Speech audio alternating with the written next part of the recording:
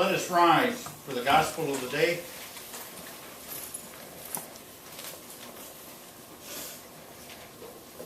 Holy Gospel is according to John.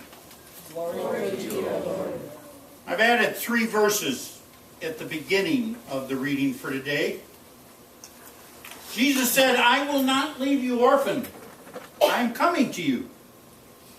In a little while the world will no longer see me, but you will see me. Because I live, you also will live. On that day you will know that I am in the Father, and you in me, and I in you. They who have my commandments and keep them are those who love me, and those who love me will be loved by my Father. And I love them and reveal myself to them." Judas, not Iscariot, said to him, "Lord, how is it that you will reveal yourself to us and not to the world?" And Jesus answered him, "Those who love me will keep my word. And my Father will love them, and we will come to them and make our home with them. Whoever does not love me does not treasure my words. And the word that you hear is not mine, but is from the Father who sent me. I have said these things to you while I am still with you, but the Paraclete, the Holy Spirit, whom the Father will send in my name, will teach you everything, and remind you of all that I have said to you. Peace I leave with you. My peace I give to you. I do not give to you as the world gives. Do not let your hearts be troubled, and do not let them be afraid. You heard me say to you, I am going away and I am coming to you. If you love me, you would rejoice that I am going to the Father, because the Father is greater than I. And now I have told you this before it occurs, so that when it does occur, you may believe. This is the gospel of our Lord. Praise to you, O Christ. Please be seated.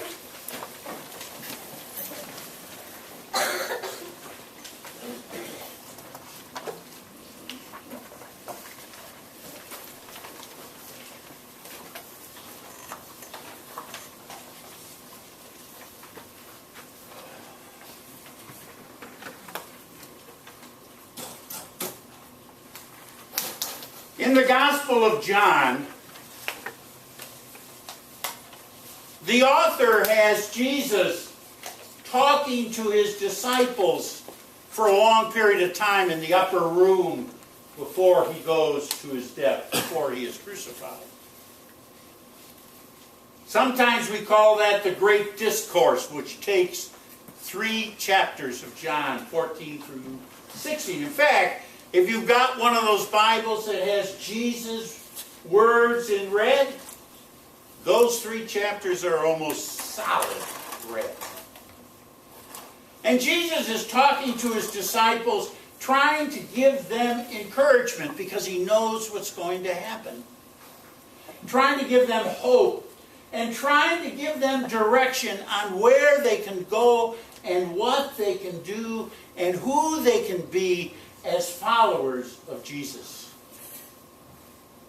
And he says, if you love me, you will treasure my words.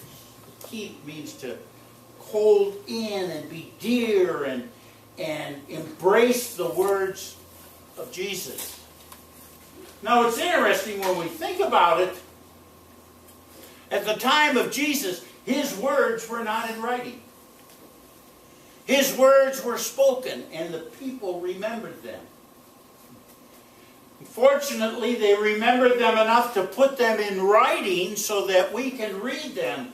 But I have to believe that Jesus is also the living Word within us, around us, with us, as we live our human journey. And I'm sure that last week that Word was being spoken as we experienced the dinner. And so, in the strength that Jesus gives us, we need to be reminded that Jesus is always with us. And so even in the midst of chaos, in the midst of our struggles, in the midst of dysfunction, in the midst of illness and sadness, there is a peace that Jesus can give, not only within us, but among us as we walk this human journey. And I think the first reading, that story in Acts, displays that to a great degree. If you had read a couple verses before that, you would have read about Paul and his entourage struggling where to go. He wanted to go east. And the Spirit, as it says, wouldn't let him. And they went to a couple other places and couldn't go. And I think in my own experience, and maybe yours, that when you're trying to do something and it just doesn't fit, maybe Jesus or the Spirit is saying, no, just cool it. Anyway, Paul gets his vision from a person in Macedonia saying, come and help us. Well, Macedonia is not a small area. And so I think they went to some of these towns, maybe didn't get what they wanted, and ended up in Philippi, which is the capital of the district and a Roman colony. If you read Acts, as some of us did in the Bible study, you might remember that whenever Paul went somewhere, the first place he headed was the synagogue. Talk to the people of God. But here, they're in the city for a couple days, several days. And nothing happens. And one of the understandings is there was no synagogue. That's why he went out of the city to the river, because that's where the people of God would gather together to worship on the Sabbath. And that's what he did. And he found a group of women. Now, we don't know if Lydia was part of the group or standing off by herself listening, but Paul was proclaiming the gospel. And Lydia listened. Enough that she became baptized. Now, some of you may not know that there's something significant about the fact that she was a dealer in purple cloth. Because to get the color purple took a lot of money. And to buy purple cloth took even more. So Lydia was probably a very wealthy woman who was down by the river, by the water, worshiping her God, and heard about Jesus. So as we look at that story and a lot of the stories in the book of the Acts of the Apostles, we find that Jesus or the Spirit is with them as they walk along, guiding them. When I was in seminary, we called that W.I.G.I.A.T. Now that's an acronym. Where is God in all this? And so as we read the Acts of the Apostles, we find God is everywhere, guiding them and helping them. And as I thought about this text today, along with the gospel about loving Jesus and keeping and treasuring his words, I thought that all of us should be part of the message today. And I'd like anyone who wants to share. Where was God in all this last Sunday? You see, I've heard a lot of stories, and all joyful ones about what. And so I'd like to ask, where did you see God in all that? He was there.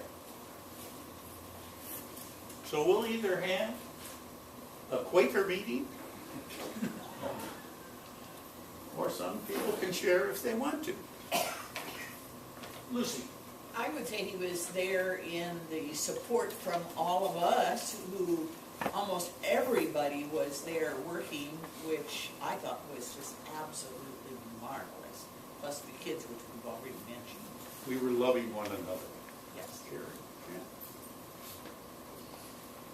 I think it also showed from Linda where she volunteered to prepare the meal.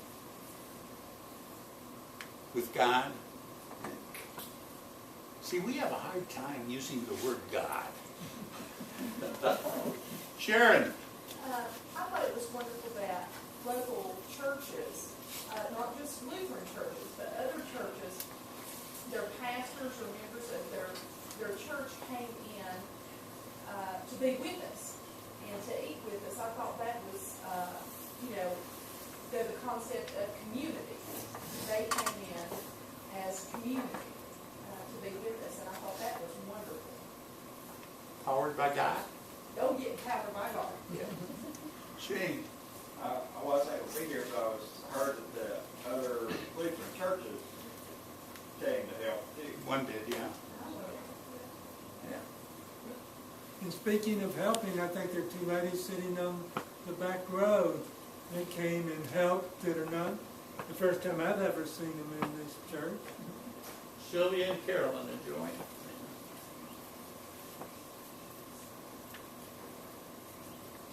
I'm not, this is a teaching moment. Do you ever hear how much difficulty we have bringing God into the picture as we talk about what we experience? Isn't that interesting? Yeah. I was impressed by the smiles on the faces of so many people that had never been here before. And I know that they were smiling not because they were eating necessarily, although that was nice, but I think they felt the Spirit of God in this room. And I think that a lot of people came in not smiling very much. And as the time here progressed, their smiles got bigger. And I know that God had power to do that. Holly, excuse me. What I felt was something similar to what goes on at Strickford Church. There was a special spirit present, bringing all of us together in a happy, joyous way. Holly told me the next day when I talked to her, I'm still on the pink cloud. I felt the Spirit of God when I saw people that I've seen in the town and just kind of walked by and didn't pay any attention to. And I talked to them and got to know them a little bit and see them as people of God.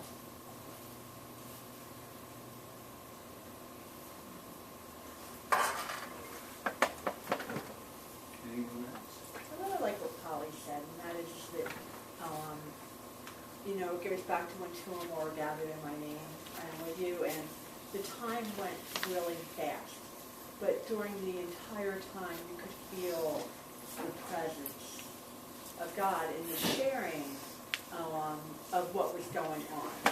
Without, there was no preaching, there was none of that, what we normally think of as manifestation, because it didn't need to be there.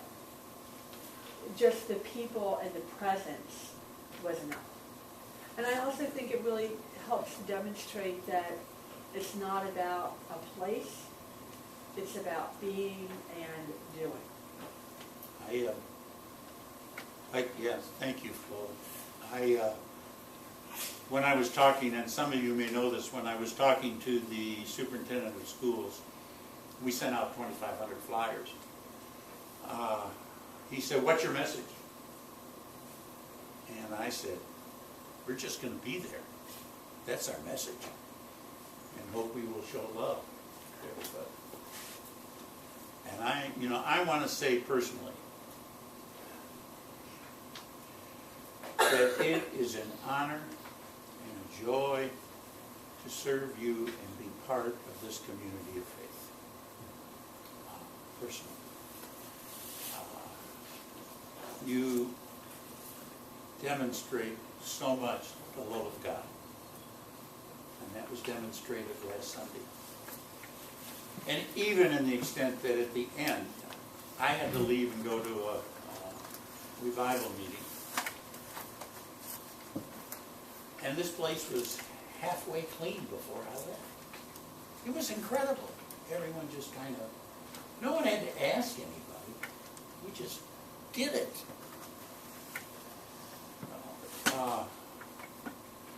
We have a lot to be thankful for. And we have a lot to be thankful to God for. Yes, Dan? I noticed when Sharon and Katrina was over here with the cakes, do you remember the little girl with the doll that you were making conversation with? Sharon asked her, so what's your doll's name? She said, my doll's name is Grace. Grace. Well, and I want to thank you too, Danny, because I understand you were taking people down, one right after the other, to their cars or whatever. You didn't have to do that. That is a demonstration of God's love. Thank you. And there was other things going on. I heard about that one. So I was talking to a lot of people who came because of the flyer in the schools and that, and I sensed someone said here they came in and they weren't smiling, but they felt comfortable. They didn't feel intimidated. They didn't feel like they didn't belong. No one felt that they didn't belong. And there was such a mixture of people who were here. It was incredible. So, we'll talk more about it. I'd like to say one more thing. I saw God's Spirit in Bob when he was standing up at the door. He greeted everybody and made them welcome. And he's just the quintessential doorman for God. We all used our gifts, didn't we? We all have. In fact, I was reading one meditation this morning, and that is, we are all dependent upon one another because nobody has all the gifts. We each have a gift that we can give. And then we have to be dependent upon the other for their gifts. And we showed that Sunday. God has gifted us, and we could share that. I understand Art was visiting with a lot of the people Sunday. He's sitting here quietly. Thank you, Art. I would like to say that I think it is a excellent thing for our children to see their parents and for them to actually get to experience God working through them. They will be more open to that sensation and be more aware of themselves and more aware of Christ working through them if they get a chance to experience that. And I think that that's not something that I didn't go to church whenever, we were holiday churchgoers. C&Eers. Christmas and Easter. And I think that's significant for children because they will hear that inner voice, shall we say? They'll hear Christ talking to them, and they won't be afraid of it. Hopefully they won't run for the hills and try to hide. They'll be more open to bring it in and to become one with Christ. And I think that volunteering would continue to develop that relationship with Christ and with others of all things. Thank you, Sharon. I have a hard time sometimes with John and some of this discourse. But after last Sunday, and I read this a little bit, and I guess it's up in that the world will not see me, but I will be revealed to you. And I understand that more fully now. That even with Jesus not being present as the disciples were, He is revealed to us all the time. And I'd like to close by saying, look for Him. Because He's there. He's in the midst of us every day, every minute. And if we're open to it, He will reveal Himself to us.